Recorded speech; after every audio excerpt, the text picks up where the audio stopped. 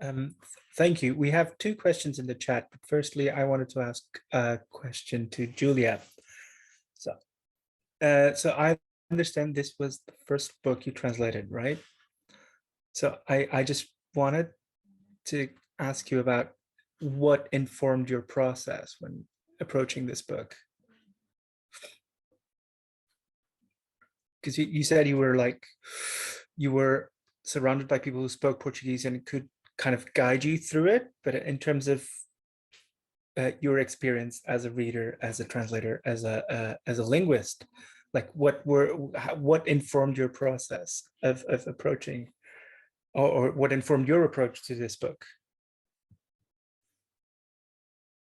I mean, if you think about it, it's one book with 3 staggeringly different sections. Yeah. In terms of style and the kind of tools you'll need to use to render into English this text in Portuguese. I actually think that Susana and I spoke quite a bit during the translation.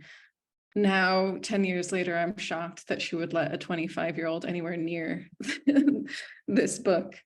But I remember, and I don't know at what point in the process this was, but I believe, correct me if I'm wrong, Susana, but I think that you said that you sort of tried to reduce, especially in the beginning, the sentences to their very bare bones. And so at least in the vignettes, a lot of what my attention was focused on was concision, trying to really crystallize what she was saying and using that sort of poetic cadence,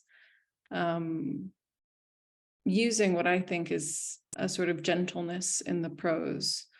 Then the sections that introduce the oral bits are a little bit more almost sort of standard descriptions, not standard, but descriptions I might have seen in other nonfiction books in English.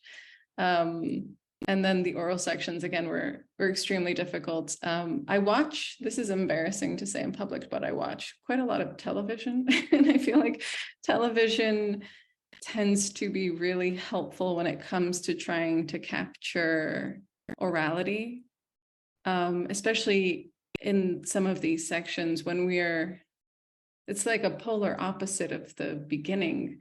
When we speak, as I am doing now, I am, branching off, coming back, structuring my sentences backwards sometimes. And I had to embrace that in those bits. I had to resist the urge to come at things directly in the English translation.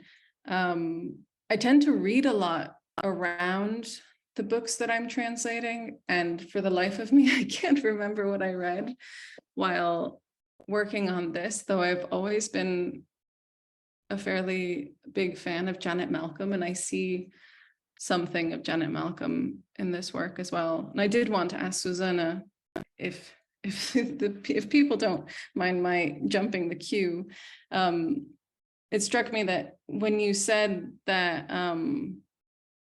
there isn't a lot of long form nonfiction that requires extensive investigation and research in Portugal, and I know you read in possibly 3 other languages, did you have any references?